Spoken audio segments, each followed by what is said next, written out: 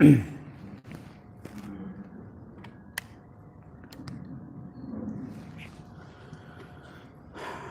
اللہ الرحمن الرحیم الحمد للہ رب العالمین والصلاة والسلام علی اشرف الانبیاء والمرسلین وعلی آلہ واصحابہ اجمعین ومن تبعهم باحسان الى یوم الدین اما بعد۔ عزیز القدر بھائیوں اور دوستوں اور معززات ماؤں بہنوں بیٹیوں اور خواتین اسلام، آپ سب کو یہاں مسجد احمد المہری سالمیہ میں خوش آمدید کہتا ہوں۔ جیسا کہ آپ جانتے ہیں کہ پچھلے جمعہ ہم نے سورۃ یاسین کی تفسیر شروع کی تھی، تو آج ہم اسی کو کنٹینیو کرتے ہیں، اللہ تعالیٰ سے دعا کرتے ہوئے کہ اللہ رب العزت ہمیں اپنی کتاب کو اور کتاب کے اندر جو اللہ تعالیٰ نے تعلیمات ذکر کی ہیں ان کو سمجھنے کی اور ان پر عمل کرنے کی توفیق دے، اور اللہ رب العزت ہم سب کو اپنی کتاب کا نور نصیب کرے، اس کتاب کے نور کے ساتھ ہمارے دلوں کو منور کر دے، اور اللہ رب العزت صراط مستقیم کو ہمارے سامنے روشن کر دے اور اس پر چلنے کی توفیق دے۔ آئیے آج کا سبق شروع کرتے ہیں سورۃ یاسین کی آیت نمبر 13 سے۔ اعوذ باللہ من الشیطان الرجیم واضرب لهم مثلا اصحاب القرية اذ جاءها المرسلون اذ ارسلنا الیہم اثنین فکذبوہما فعززنا بثالث فقالوا انا الیکم مرسلون۔ اللہ تعالیٰ فرماتے ہیں اور آپ بیان کیجئے ان کے لیے مثال، کن کی مثال بیان کیجئے؟ اصحاب القریہ، بستی والوں کی مثال۔ آپ ان کے لیے مثال بیان کیجئے بستی والوں کی، کن کے لیے بیان کیجئے؟ یہاں اشارہ ہے مکہ والوں کی طرف کہ ان مکہ والوں کو آپ ایک مثال دیجئے اور مثال کے ذریعے اپنی بات کی وضاحت کیجئے۔ مثال کی ضرورت کیوں پیش آئی؟ آپ جانتے ہیں کہ مکہ والے، ان میں سے زیادہ تر لوگ وہ تھے جو کہ پیارے نبی جناب محمد صلی اللہ علیہ وسلم پر ایمان نہیں لائے تھے، اور یہ مکی زندگی کا ابتدائی دور ہے۔ تو ان میں سے وہ لوگ جو کہ اسلام نہیں لائے تھے، ان کے اندر ہٹ درمی تھی، ضد تھی، اور اپنی ضد اور ہٹ درمی کی بنا پر وہ کفر پہ ڈٹے ہوئے تھے اور اپنے آباء و اجداد کے دین کو چھوڑنے پر تیار نہیں تھے، بتوں کی پوجا کرتے تھے، اور اس کے علاوہ بہت ساری بیماریاں اور خرابیاں ان کے اندر موجود تھیں۔ نبی کریم صلی اللہ علیہ وسلم ان کو دین اسلام کی طرف دعوت دیتے تھے، لیکن وہ دین اسلام کی دعوت کو قبول نہیں کرتے تھے۔ تو نبی کریم صلی اللہ علیہ وسلم ان کو ڈراتے بھی تھے کہ اگر تم اسلام قبول نہیں کرو گے، مجھ پر اور اللہ کی توحید پر ایمان نہیں لاؤ گے، تو پھر تمہارے ساتھ بھی وہی سلوک ہو سکتا ہے جو کہ پچھلی امتوں کے ساتھ ہوا۔ تو اللہ تعالیٰ نبی کریم صلی اللہ علیہ وسلم کو حکم دے رہے ہیں کہ آپ ان کے لیے ایک مثال بیان کیجئے اور اس مثال کے ذریعے ان کو سمجھائیے کہ جس طرح یہ جو بستی والے لوگ ہیں جن کا قصہ آگے آ رہا ہے، انہوں نے اپنے نبیوں کو نہیں مانا، اور ان کی طرف جن نبیوں کو اللہ تعالیٰ نے بھیجا تھا انہوں نے ان کی دعوت کو قبول کرنے سے انکار کیا، تو اللہ تعالیٰ نے ان کے ساتھ جو سلوک کیا اور ان پر جس طرح عذاب نازل کیا، تمہارے ساتھ بھی ویسے ہی ہو سکتا ہے۔ یہ ہے مثال کا معنی۔ مکہ والوں کی مثال ان بستی والوں کے ساتھ دی جا رہی ہے کہ مکہ والے جس طرح کر رہے ہیں بالکل اسی طرح سے ان بستی والوں نے بھی کیا تھا پہلے اپنے نبیوں کے ساتھ، تو پھر ان کے ساتھ کیا ہوا؟ ان پر اللہ رب العزت نے اپنا عذاب نازل کیا۔ تو فرمایا وَاضْرِبْ لَهُمْ مَثَلًا، ان کے لیے مثال بیان کیجیے اصحاب القریہ، بستی والوں کی۔ اور یہ جو مثال اللہ تعالیٰ نے ذکر کرنے کا حکم دیا، اس میں ایک حکمت یہ بھی تھی کہ اس کے ذریعے نبی کریم صلی اللہ علیہ وسلم کو اللہ رب العزت تسلی دینا چاہتے ہیں کہ دیکھیں یہ مکہ والے جس طرح آپ کے ساتھ سلوک کر رہے ہیں یہ کوئی نئی بات نہیں ہے، اس سے پہلے بہت ساری قوموں نے اپنے نبیوں کے ساتھ یہی سلوک کیا تھا، ان میں سے یہ بستی والے بھی ہیں، ان کی طرف بھی جو رسول بھیجے گئے ان کے ساتھ بھی یہی سلوک ہوا۔ ان کے نبیوں نے انہیں اللہ کی توحید کی طرف بلایا، ایمان پر آخرت پر ایمان لانے کے لیے بلایا، جنت کی خوشخبریاں دی اور جہنم سے ڈرایا، لیکن ان لوگوں نے اپنے نبیوں پر ایمان کو قبول نہیں کیا۔ تو اے نبی محمد صلی اللہ علیہ وسلم، آپ فکر مت کیجئے، آپ پریشان نہ ہوں، یہ کوئی نئی بات نہیں ہے، پہلی امتیں بھی اسی طرح سے اپنے نبیوں کے ساتھ سلوک کرتی رہی ہیں۔ اور یہ جو بستی والے کہا اللہ تعالیٰ نے، بستی والوں سے مراد کون ہیں؟ اس بستی سے مراد مفسرین کی ایک جماعت یہ کہتی ہے کہ اس سے مراد روم میں موجود ایک بستی جس کا نام انطاکیہ ہے۔ انطاکیہ بستی والے لوگ یہاں پر مراد ہیں۔ ان کے ساتھ کیا ہوا؟ اللہ فرماتے اذ جاءها المرسلون، جب ان کے پاس یعنی ان بستی والوں کے پاس المرسلون آئے، جن کو رسول بنا کے بھیجا گیا۔ رسول آئے یعنی ایک نہیں، دو نہیں، بلکہ 3 رسول اللہ تعالیٰ نے ان بستی والوں کی طرف بھیجے۔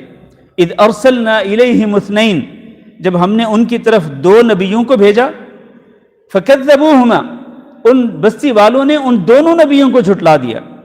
فعززنا بثالث، پھر ہم نے ان دونوں نبیوں کی تائید کی اور انہیں تقویت پہنچائی تیسرے نبی کے ذریعے۔ پہلے 2 نبی بھیجے، ان لوگوں نے ان دونوں نبیوں کو جھٹلا دیا، پھر ہم نے ایک تیسرا نبی بھی بھیج دیا، یعنی ایک نہیں، 2 نہیں، 3 نبی اللہ رب العزت نے ایک ہی بستی والوں کی طرف بھیجا، لیکن ان لوگوں نے تینوں کے تینوں انبیاء کو جھٹلا دیا۔ فقالوا، یہ جو تینوں انبیاء تھے انہوں نے کہا انا الیکم مرسلون، ہمیں تمہاری طرف نبی بنا کر بھیجا گیا ہے، اور ہمیں اللہ رب العزت نے توحید کا پیغام دے کر بھیجا ہے کہ تم اکیلے اللہ رب العزت کی عبادت کرو اور اس کی عبادت میں کسی کو شریک نہ بناؤ۔ سامنے سے انہوں نے کیا جواب دیا؟ قالوا، وہ بستی والے کہنے لگے ما انتم الا بشر مثلنا، تم نہیں ہو مگر ہماری طرح کے انسان، یعنی تم تو ہماری طرح کے انسان ہی ہو، تو تم کیسے نبی ہو سکتے ہو؟ بالکل یہی اعتراض مکہ والوں نے بھی کیا تھا۔ کس پر کیا تھا؟ جناب محمد صلی اللہ علیہ وسلم پر۔ احاذ الذی بعث اللہ رسولا، وہ اللہ نے اگر رسول کسی کو بنا کے بھیجنا ہی تھا تو اس کو بنا کے بھیجنا تھا۔ یعنی وہ انتہائی حقارت آمیز انداز کے اندر، توہین آمیز انداز کے اندر کہتے تھے یہ دیکھو یہ اس کو اللہ تعالیٰ نے اس کو رسول بنا کے بھیجنا تھا۔ تو ان بستی والوں نے بھی یہی بات کی، ما انتم الا بشر مثلنا، تم تو ہماری طرح کے انسان ہی ہو، تو تم کیسے نبی ہو سکتے ہو؟ مطلب نبی کسی اور مخلوق میں سے آنا چاہیے، انسانوں میں سے تو نہیں آنا چاہیے۔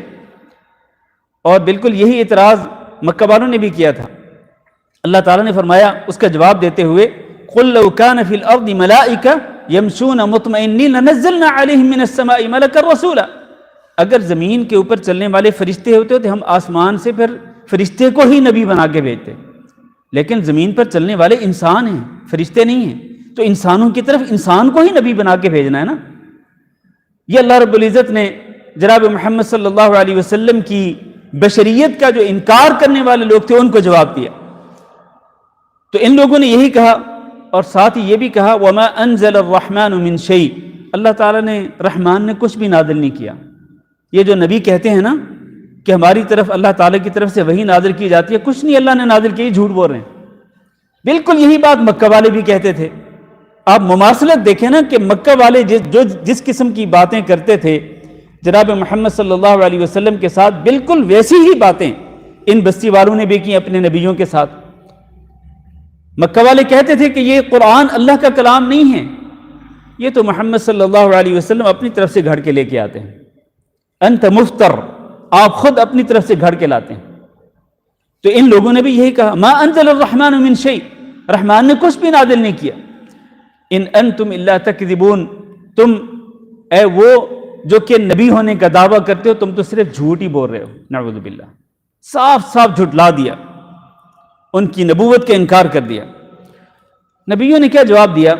قالوا، وہ کہنے لگے ربنا یعلم، ہمارا رب بخوبی جانتا ہے، بہت اچھے طریقے سے ہمارا رب جانتا ہے کہ انا الیکم لمرسلون، کہ ہم یقینی طور پر تمہاری طرف رسول بنا کے بھیجے گئے ہیں۔ ہمارے رب کو پتہ ہے، ہمارے رب نے ہمیں نبی بنا کے بھیجا ہے، ہمارا رب جانتا ہے۔ تم اگر انکار کرتے ہو تو تمہارے انکار کی وجہ سے یہ نہیں ہو سکتا کہ ہم جھوٹا دعویٰ کر رہے ہیں جس طرح تم کہتے ہو، نہیں، ہمیں ہمارے رب نے ہی رسول بنا کے بھیجا ہے۔ وما علینا الا البلاغ المبین، اور ہماری ذمہ داری کیا ہے؟ انبیاء کہنے لگے ہماری ذمہ داری تو یہ ہے کہ ہم صرف البلاغ المبین، ہم واضح طور پر اللہ کا دین تم تک پہنچا دیں۔ قبول کرو، اگر قبول کرو گے تو تمہارا فائدہ ہوگا، قبول نہیں کرو گے تو تمہارا نقصان ہوگا۔ ہماری ذمہ داری جو تھی ہم نے وہ ادا کر دی۔ قالوا، تو وہ بستی والے کہنے لگے انا تطیرنا بکم، کہ ہم تو تمہیں منحوس سمجھتے ہیں۔ بستی والے انبیاء کو کہہ رہے ہیں کہ ہم تو تمہیں منحوس سمجھتے ہیں۔ لئن لم تنتہوا، اگر تم باز نہیں آئے اپنی دعوت کو پیش کرنے سے تو پھر ہم کیا کریں گے؟ لنرجمنکم، ہم تمہیں پتھر مار مار کے ختم کر دیں گے۔ وَلَيَمَسَّنَّكُم مِّنَّا عَذَابٌ أَلِيمٌ، اور تمہیں ہماری طرف سے بہت دردناک سزا کا سامنا کرنا پڑے گا، بہت سخت سزا آپ کو دیں گے اگر تم باز نہیں آتے۔ اور عموماً اس قسم کی بات جو ہوتی ہے، اس قسم کی جو دھمکی ہے، یہ کن لوگوں کی طرف سے دی جاتی ہے؟ ان لوگوں کی طرف سے جن کے پاس انبیاء کی دعوت کا کوئی جواب نہیں ہوتا، انبیاء کے دلائل کا کوئی جواب نہیں ہوتا۔ انبیاء ہمیشہ اللہ تعالیٰ کے دین کی دعوت دیتے رہے ہیں، اللہ کی توحید کی طرف لوگوں کو بلاتے رہے ہیں، اور اللہ کی توحید کے دلائل پیش کرتے رہے ہیں۔ جیسا کہ یہ پورا قرآن مجید بھی اللہ رب العزت کی توحید کے دلائل کے ساتھ بھرا پڑا ہے۔ لیکن پہلے بھی ایسے ہی ہوتا رہا، اور مکہ والوں نے بھی ایسے ہی کیا کہ جب کوئی کسی دلیل کا جواب نہیں بن پایا تو پھر دھمکی دینے پہ تو لاتے تھے۔ حضرت ابراہیم علیہ السلام کا واقعہ دیکھ لیں۔ ابراہیم علیہ السلام نے اپنی قوم کے بتوں کو جب توڑا، اور ان کی قوم کے لوگ میلے پر گئے ہوئے تھے، میلے سے واپس آئے تو کہنے لگے ہمارے بتوں کو کس نے توڑا ہے؟ تو آپس میں کہنے لگے ہم سنتے تھے کہ ابراہیم نامی ایک بندہ ہے جو ہمارے بتوں کا تذکرہ کرتا تھا، کہیں اس نے نہ توڑے ہوں؟ تو کہنے لگے بلاؤ اس کو۔ بلایا، کہنے لگے انت فعلت هذا بآلهتنا یا ابراہیم، اے ابراہیم کیا ہمارے معبودوں کے ساتھ یہ جو کچھ کیا ہے تو نے کیا ہے؟ تو نے ان کو توڑا ہے؟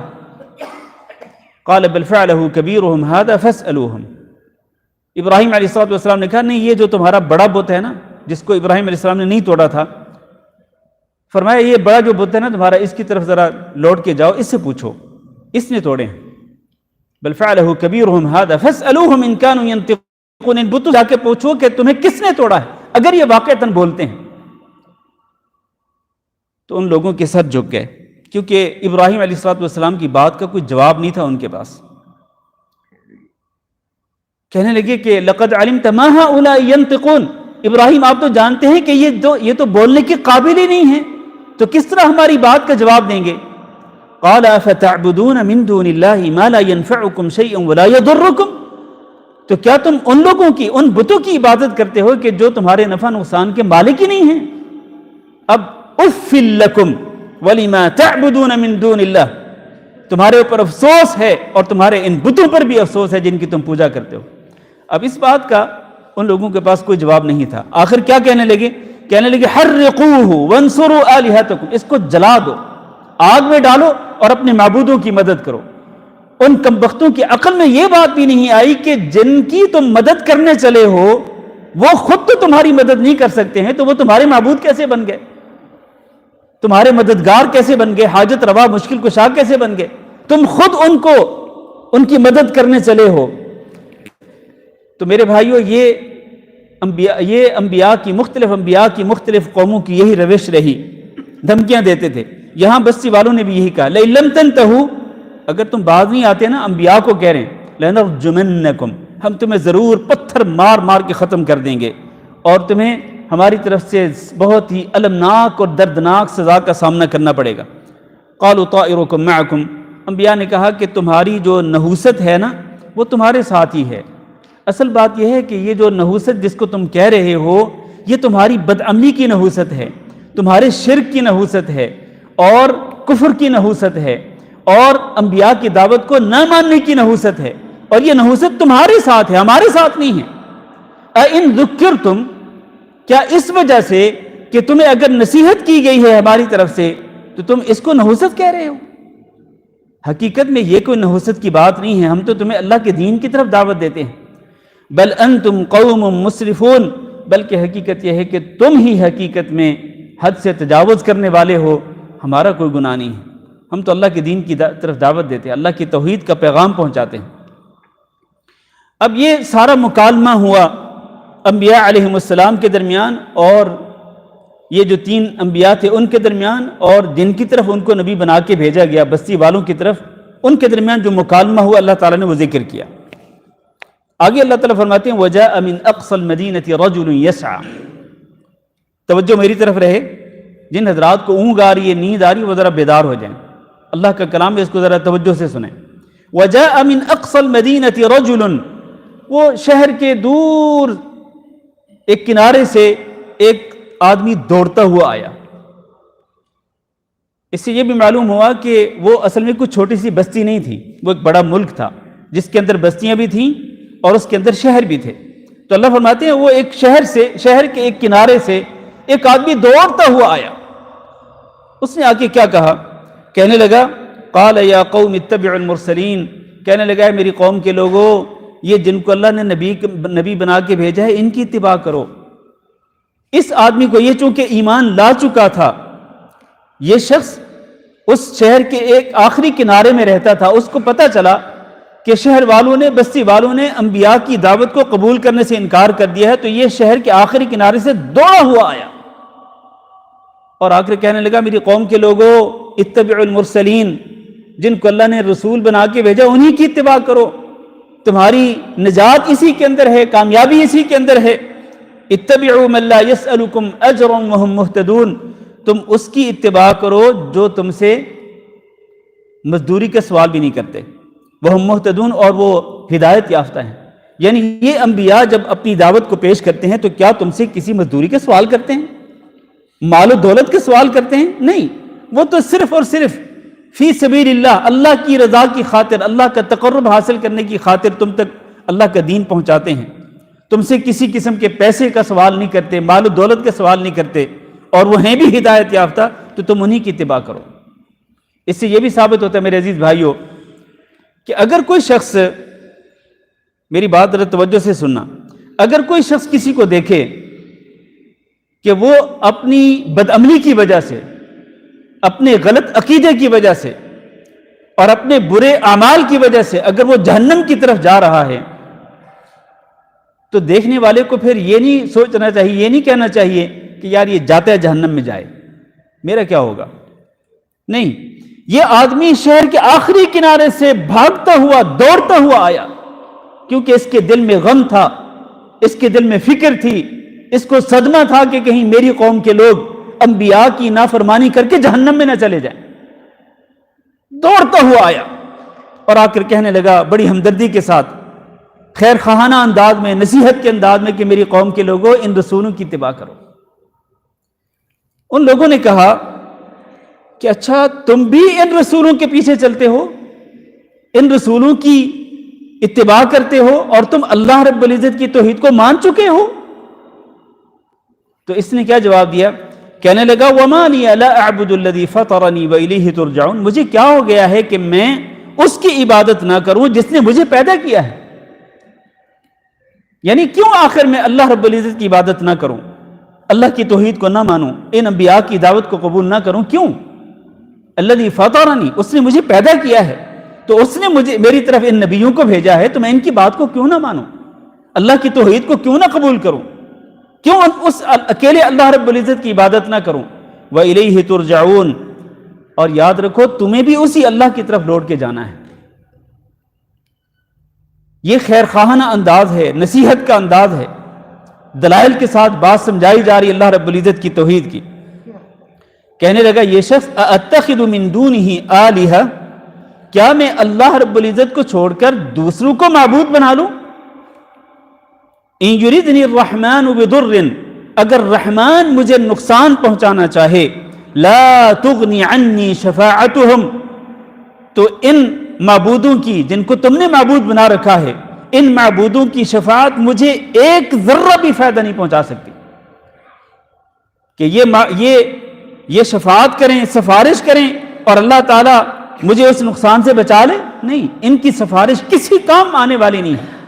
اور دوسرا وَلَا هُمْ يُنْقِذُونَ، اور یہ مجھے وَلَا يُنْقِذُونَ، اور یہ اپنے طور پر مجھے اللہ کے عذاب سے بچا بھی نہیں سکتے، یعنی ان کے تو بس کی بات نہیں ہے، یہ بالکل بے بس ہیں، عاجز ہیں، یہ کسی کے نفع نقصان کے مالک نہیں ہیں۔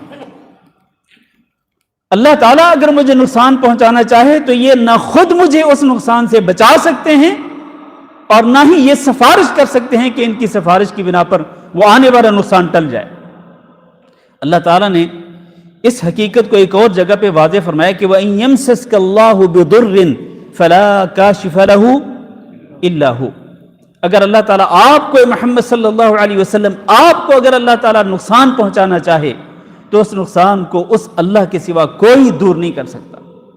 وَإِن يَمْسَسْكَ بِخَيْرٍ فَهُوَ عَلَى كُلِّ شَيْءٍ قَدِيرٌ، اور اگر اللہ تعالیٰ آپ کو خیر پہنچانا چاہے، خیر سے نوازنا چاہے تو وہ ہر چیز پہ قادر ہے، وہ آپ کو ہر قسم کی خیر سے نواز سکتا ہے۔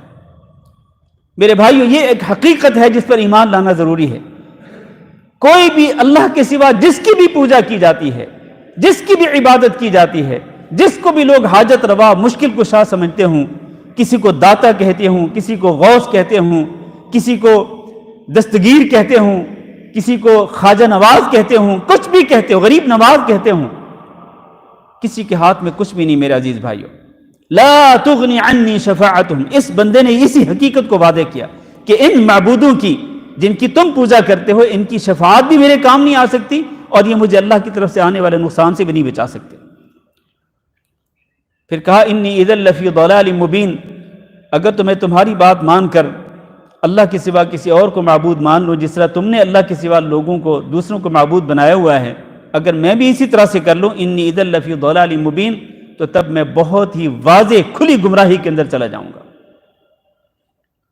گویا کہ اس شخص نے جو کہ ان انبیاء پر ایمان لا چکا تھا، اس نے ان کو پیغام دیا کہ اگر میں تمہارے معبودوں کی پیروی کروں گا، تمہارے معبودوں کی پوجا کروں گا تو میں یقیناً واضح کھلی گمراہی کے اندر چلا جاؤں گا، جس کا مطلب یہ ہے کہ تم بھی کھلی گمراہی کے اندر ہو۔ لیکن یہ بات کرنے کا ایک انداز ہے۔ ایک دائی کو اس طرح نہیں کہنا چاہیے کہ تم اس کے سامنے جو بھی ہو اس کو کہ تم تو گمراہ ہو، تم تو فلاں ہو، تم تو فلاں نہیں۔ اس کو اچھے انداز سے سمجھائیں آپ۔ یہ اپنے بارے میں، یہ شخص اپنے بارے میں کہہ رہے کہ اگر میں نے تمہارے معبودوں کی پوجا کر لی، اگر میں تمہارے منہج پہ چل پڑا تو میں کھلی گمراہی کے اندر چلا جاؤں گا۔ دوسرے الفاظ میں گویا کہ یہ ان کو کہہ رہا ہے کہ تم کہ ان انبیاء پہ ایمان نہیں لائے اور تم جھوٹے معبودوں کو مانتے ہو، ان کی پوجا کرتے ہو، تو تم کھلی گمراہی کے اندر ہو۔ بات کے اندر فرق ہوتا ہے، الفاظ کے اندر فرق ہوتا ہے۔ انی آمنت بربکم فاسمعون، اب ان لوگوں نے کیا کہا؟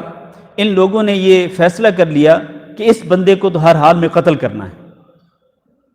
یہ بندہ جو آیا ہے شہر کے آخری کنارے سے چل کے ہمیں نصیحت کرنے آیا ہے، بڑا نصیحت کرنے والا بن کے آیا ہے، اس کو تو نہیں چھوڑیں گے۔ جب اس نے اس بندے کو پتہ چل گیا کہ یہ لوگ اب مجھے مار دیں گے، اس نے علی الاعلان کہہ دیا، کہنے لگا انی آمنت بربکم فاسمعون، میں تمہارے رب پر ایمان لا چکا ہوں، تم لہذا اچھی طرح سے سن لو، اچھی طرح ذہن میں بات بٹھا لو کہ میں تمہارے رب پر ایمان لا چکا ہوں۔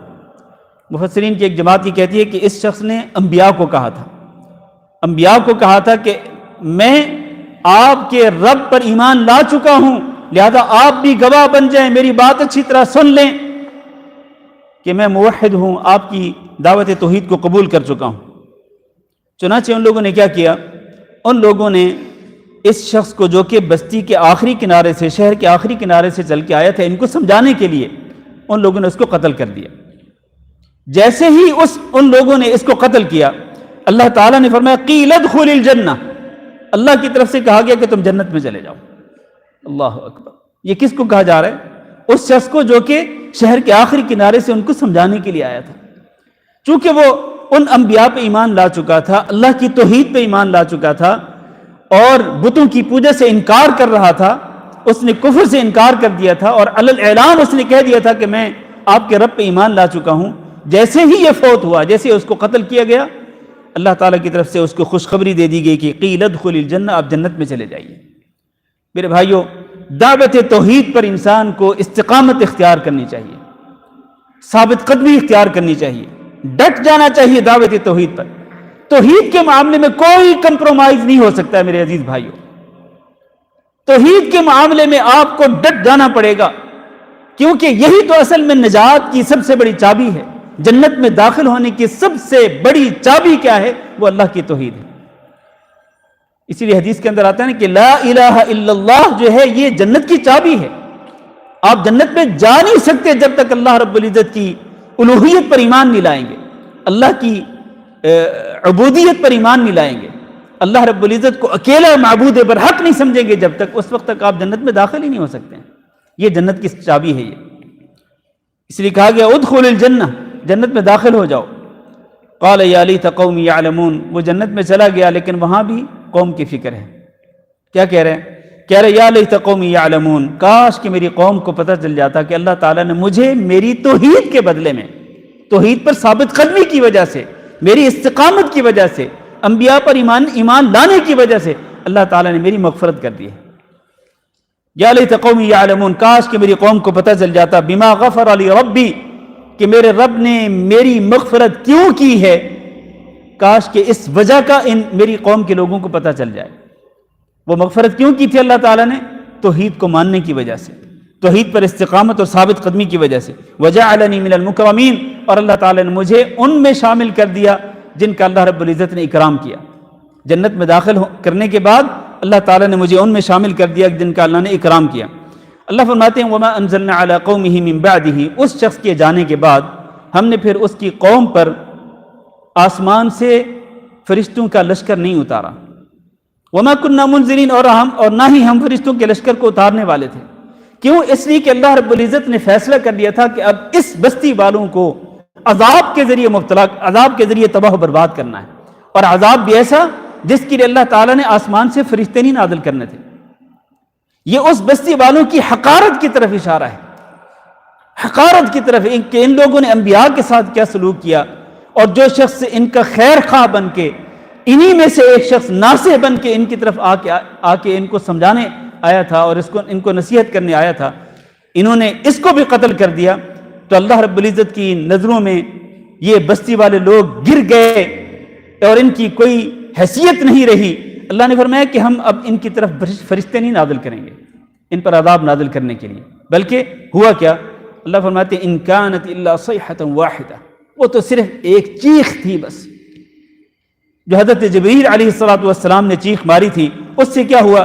فَإِذَا هُمْ خَامِدُونَ، اس کے ساتھ ہی ان کی جو روحیں تھیں وہ ان کے جسموں سے نکل گئیں، اور وہ ایسے ہو گئے جیسے بجھی ہوئی آگ ہوتی ہے۔ جیسے وہ آپ کوئلے اگر جلاتے ہیں نا آگ کے اندر، تو کوئلے جب بالکل جل جاتے ہیں اور بالکل بجھ جاتے ہیں تو جو حالت ان کوئلوں کی ہوتی ہے بالکل یہی حالت ان لوگوں کی ہو گئی، بالکل بجھ گئے یہ لوگ، یعنی نیست و نابود ہو گئے، ان کا وجود ختم ہو گیا، اللہ رب العزت نے ان کو تباہ و برباد کر دیا۔ اس کے بعد اللہ فرماتے ہیں یا حسرۃ علی العباد، ان لوگوں پر کتنا افسوس ہے افسوس ہے، حسرت ان لوگوں پر۔ ما یأتیہم من رسول الا کانوا بہ یستہزئون، ان کے پاس جو بھی رسول آیا یہ اس رسول کا استہزاء کرتے تھے، ان کا ٹھٹھا اڑاتے تھے، ان کا مذاق اڑاتے تھے۔ اس میں بعض مفسرین یہ کہتے ہیں کہ یہ اسی آدمی کی بات ہے جو یہ قیامت کے دن کرے گا۔ قیامت کے دن اللہ رب العزت کے سامنے پیش ہوگا جب، تو یہ اپنی حسرت کا اظہار کرے گا، افسوس کا اظہار کرے گا ان لوگوں پر جنہوں نے اس کی بات کو نہیں مانا تھا، اور کہے گا کہ ان پہ کتنا افسوس ہے، کتنی حسرت کی بات ہے کہ انہوں نے میری بات کو نہیں قبول کیا، اور ان کے پاس جو بھی رسول آئے یہ اس کا استہزاء کرتے تھے۔ اور ایک روایت کے مطابق یا مفسرین کی ایک جماعت یہ کہتی ہے کہ یہ اصل میں نبی کریم صلی اللہ علیہ وسلم کی طرف سے مکہ والوں کے اوپر حسرت کا اظہار کیا جا رہا ہے، یا حسرتاً علی العباد، ان لوگوں پر، مکہ والوں پر کس قدر حسرت اور ان پر افسوس ہے کہ ما یأتیہم من رسول الا کانوا بہ یستہزئون، ان کے پاس رسول آئے لیکن اس رسول کے ساتھ انہوں نے اس رسول کا مذاق اڑایا، ٹھٹھا اڑایا، اس کا استہزاء کیا۔ الم یروا، کیا انہوں نے دیکھا نہیں، کم اہلکنا قبلہم من القرون، کہ ہم نے ان سے پہلے کتنی صدیوں کے لوگوں کو ہلاک کیا، انہم الیہم لا یرجعون، اور انہوں نے دیکھا نہیں کہ وہ ان کی طرف واپس بھی نہیں لوٹنے والے ہیں۔ اللہ نے جب ان کو ہلاکت اور بربادی سے دو چار کر دیا تو اب وہ واپس نہیں لوٹ سکتے ہیں۔ وَإِن كُلٌّ لَمَّا جَمِيعٌ لَدَيْنَا مُحْضَرُونَ، اور یہ سارے کے سارے لوگ جنہوں نے انبیاء علیہم السلام کی دعوت کو جھٹلا دیا اور توحید کو جھٹلا دیا، اللہ کے دین کو جھٹلا دیا، فرمایا یہ سارے کے سارے قیامت کے دن ہمارے سامنے حاضر کیے جائیں گے، ان کو گرفتار کر کے ہمارے سامنے پیش کیا جائے گا اور پھر ہم ان سے ان کے اعمال کا حساب لیں گے۔ تو گئے کہ یہ جو واقعہ اللہ تعالیٰ نے ذکر فرمایا ہے اس پورے رکوع کے اندر بستی والوں کا، اس کے اندر اللہ رب العزت نے مکہ والوں کو تنبیہ کی ہے کہ جس طرح اللہ رب العزت نے اس بستی والوں کے لوگوں کو اللہ تعالیٰ نے تباہی اور بربادی سے دوچار کیا، تو تم اہل مکہ تم بھی متنبہ ہو جاؤ، خبردار ہو جاؤ، اگر تم بھی اپنے رسول کے ساتھ یہی سلوک کرو گے جس طرح اس بستی والوں کے لوگوں نے اپنے نبیوں کے ساتھ کیا تھا، تو پھر تمہارا بھی وہی نتیجہ انجام ہوگا جو انجام ان بستی والوں کا ہوا۔ اور اس واقعے کے اندر اللہ رب العزت نے نبی کریم صلی اللہ علیہ وسلم کو بھی تسلی دی، ان کو اطمینان دلایا کہ آپ فکر نہ کریں، یہ سلوک جو آپ کے ساتھ کیا جا رہا ہے مکہ والوں کی طرف سے یہ کوئی نئی بات نہیں ہے، پہلی قوموں کے لوگ بھی اسی طرح انبیاء کے ساتھ کرتے تھے۔ تو اللہ تعالیٰ سے دعا کرتے ہیں کہ اللہ رب العزت ہمیں اپنا کلام سمجھنے کی توفیق دے، اور اللہ رب العزت اس قسم کے جو واقعات اللہ تعالیٰ نے قرآن مجید کے اندر ذکر کیے ہیں پہلی امتوں کے، پہلی قوموں کے، اپنے انبیاء کے ساتھ، تو ان واقعات کے اندر جو دروس ہیں اور جو اسباق ہیں، جو عبرتیں ہیں، اللہ تعالیٰ ہمیں وہ عبرت حاصل کرنے کی توفیق دے، وہ اسباق سیکھنے کی توفیق دے، اور اللہ تعالیٰ ہم سب کو سیدھے راستے کی طرف چلنے کی، سیدھے راستے کی طرف آنے کی اور اس پر چلنے کی اور اس پر گامزن رہنے کی توفیق دے، اور اللہ رب العزت ہمیں صراط مستقیم پہ ہمیشہ گامزن رکھے، ہماری موت آئے تو صراط مستقیم پر چلتے ہوئے آئے، اور اللہ تعالیٰ ہم سب کو اچھا خاتمہ نصیب فرمائے، ایمان اور عمل صالح پر اچھا خاتمہ نصیب کرے، اور برے خاتمے سے اللہ تعالیٰ ہم سب کو محفوظ رکھے، اللہ ہم سب کے بیماروں کو شفائے کاملہ نصیب فرمائے، اور اللہ تعالیٰ جو لوگ پریشان حال ہیں ان سب کی پریشانیاں دور فرمائے۔ وصلی اللہ وسلم علی نبینا محمد وعلی آلہ واصحابہ اجمعین۔ ایک آپ سے ریکویسٹ ہے، گزارش ہے، ابھی امام صاحب مجھ سے اصل میں شکایت کر کے گئے ہیں۔ امام صاحب یہ کہہ کے گئے ہیں کہ آپ کے ساتھی جو درس میں آتے ہیں ان میں سے کئی لوگ جو ہیں وہ باہر صفائی کا خیال نہیں رکھتے ہیں، کیونکہ یہاں ضیافت کا اہتمام کیا جاتا ہے بعض ساتھیوں کی طرف سے۔ تو میرے بھائیو، یہ بات مجھے کہتے ہوئے اچھا نہیں لگتا کہ میں آپ کو یہ کہوں کہ صفائی کا خیال رکھیں، کیونکہ آپ ماشاءاللہ سارے سمجھدار لوگ ہیں، پڑھے لکھے لوگ ہیں اور تہذیب یافتہ لوگ ہیں ماشاءاللہ، تو آپ خود اس بات کا خیال رکھا کریں۔ اور پھر دوسری بات یہ ہے کہ یہ اللہ کا گھر ہے، یہ ہم تو دیکھیں نا، ہم اپنے گھر کے اندر بھی صفائی کا خیال رکھتے ہیں، اپنے گھر کے اندر اگر کوئی چیز پڑی ہو نا تو ہمیں اچھا نہیں لگتا کہ یہ چیز اس طرح سے پڑی ہو، کوئی کچرا وغیرہ پڑا ہو تو ہمیں وہ اچھا نہیں لگتا ہے۔ تو یہ تو اللہ کا گھر ہے میرے بھائیوں، اللہ کے گھر کو تو صاف ستھرا رکھنا یہ ہم سب کی ذمہ داری ہے۔ یہ صرف حارث، جو مسجد کے حارث اس کی ذمہ داری نہیں، یہ بھی ایک اور مسئلہ ہے۔ ہمارے ہاں یہ ایک تصور ہے، کانسیپٹ ہے کہ یار صفائی کرنے کے لیے بندہ جو رکھا وہی کرے گا، اور بھائی یہ اس کی ذمہ داری نہیں ہے، یہ ایک ایکسٹرا ایک چیز ہے جو ہم یہاں پر کرتے، ایک ایکٹیویٹی ہے ہماری، ایکسٹرا ایکٹیویٹی جو کہ اس کے انڈر نہیں ہے۔ تو ہماری ذمہ داری ہے کہ ہم خود اگر جہاں درس دیتے ہیں، درس سنتے ہیں، سیکھتے سکھلاتے ہیں، تو یہاں پر جو ضیافت ہوتی ہے اس کے بعد یہاں صفائی کا بھی ہم خود ہی خیال رکھیں۔ تو اور اسی طرح میں اپنی ماؤں بہنوں سے بھی یہ ریکویسٹ کروں گا کہ مصلی نساء کے اندر بھی چونکہ یہ ضیافت ہوتی ہے تو وہاں پر وہ بھی اس چیز کا خیال رکھا کریں۔ اللہ تعالیٰ سب کچھ جزائے خیر دے۔ بارک اللہ فیکم۔ پھر آپ ہی نہیں آئیں گے۔